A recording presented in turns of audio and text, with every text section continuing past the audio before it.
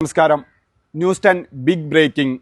2013 ഭാര്യയെയും മക്കളെയും വെള്ളത്തിൽ മുക്കിക്കൊന്ന അരീക്കോട് വാവൂർ സ്വദേശി ഷെരീഫിനെ ഇപ്പോൾ പോലീസ് പിടികൂടിയിരിക്കുകയാണ്.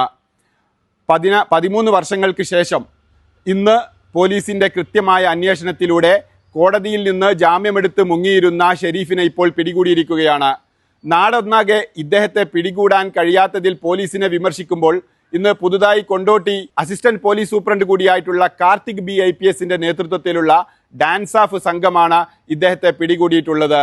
തൻ്റെ സ്വന്തം ഭാര്യയെയും മക്കളെയും വെള്ളക്കെട്ടിലേക്ക് തള്ളിയിട്ട് കൊന്ന ഈ ഷെരീഫിനെ ഇപ്പോൾ പോലീസ് പിടിച്ചിരിക്കുകയാണ്. ഈ ഒരു സമയത്ത് കുടുംബം ഏറെ പോലീസിനെതിരെയും മുഖ്യമന്ത്രിക്കുമൊക്കെ വാർത്തകളുമായും പരാതികളുമായും ഒക്കെ നൽകിയിട്ടുണ്ടായിരുന്നെങ്കിലും 13 വർഷങ്ങൾക്ക് ശേഷം ഇപ്പോൾ പോലീസ് അവനെ പിടിച്ചിരിക്കുകയാണ്.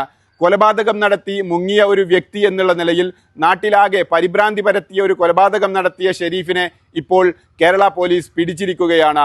വളരെ ആസൂത്രിതമായ അന്വേഷണത്തിൽ ബാംഗ്ലൂരിൽ ഒരു ടാക്സി തൊഴിലാളിയായി അദ്ദേഹം ജീവിക്കുന്നുണ്ട്. അവിടെ കല്യാണം കഴിച്ച് വിവാഹം കഴിച്ച് മക്കളടക്കമുണ്ട് എന്നാണ് ലഭ്യമാകുന്ന വിവരം. ഇപ്പോൾ അല്പസമയം മുമ്പാണ് അദ്ദേഹത്തെ പിടികൂടിയിട്ടുള്ളത്. അദ്ദേഹത്തെയും കൊണ്ട് പോലീസ് സംഘം ഇപ്പോൾ കൊണ്ടോട്ടിയിലേക്ക് വന്നുകൊണ്ടിരിക്കുകയാണ്.